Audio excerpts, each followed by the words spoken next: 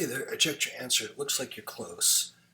So just to recap in case anyone else watches this, the first thing you would do is take out that common factor of x and have that out front. And so then what's left behind would be, oops, that didn't work very well,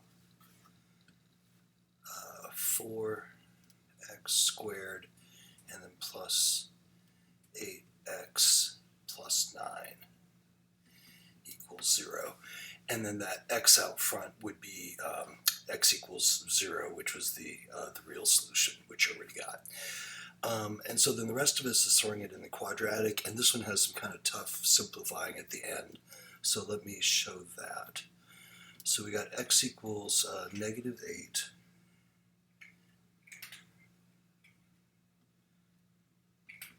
plus or minus 8 squared minus 4 times a is 4 times c is 9, and then that's all over 2 times a, so 2 times 4 would make an 8 down there.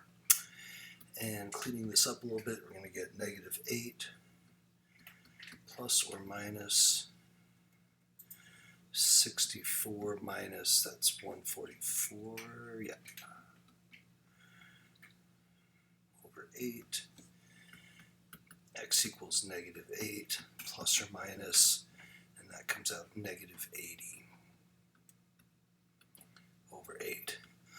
So up to there it's not too bad, but then we got to simplify the 80 and then also reduce the fraction. So let me pop up here for that. So that 80 is going to be, I'm going to think of that as a 16 times 5. So that will make it x equals negative 8 plus or minus, if I think square root of 16 times 5, square root of 16 comes out of 4. That negative there is going to come out as an I, and that's going to leave the 5 under the radical still. And I think when you typed your answer, you had the 5, but you didn't have the square root, and then it would need the square root there. And then this is over 8.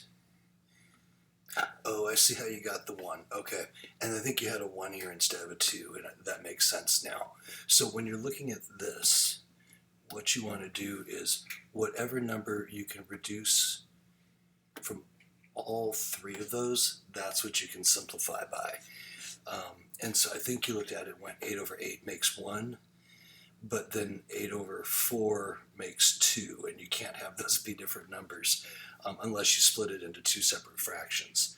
So what you want to do here is, what's the biggest thing that divides into all of them would be a 4, and so you can reduce that out, because this would be like up top, if I took out a 4, it would leave negative 8 plus, oops, not leave negative 8, sorry about that.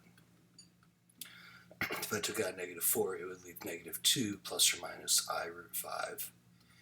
And then downstairs, if I factor up the 8, it would be 4 times 2.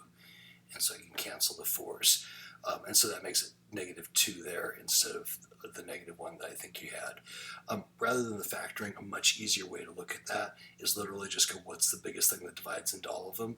4 goes into 8 twice, 4 goes into 4 once, 4 goes into 8 twice.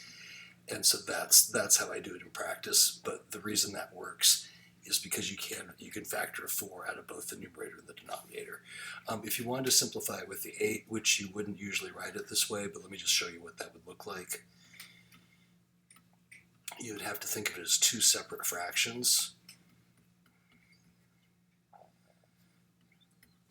And then this piece would simplify down to the 1, but it's not over that denominator anymore. And then this piece would be I root 5 over 2.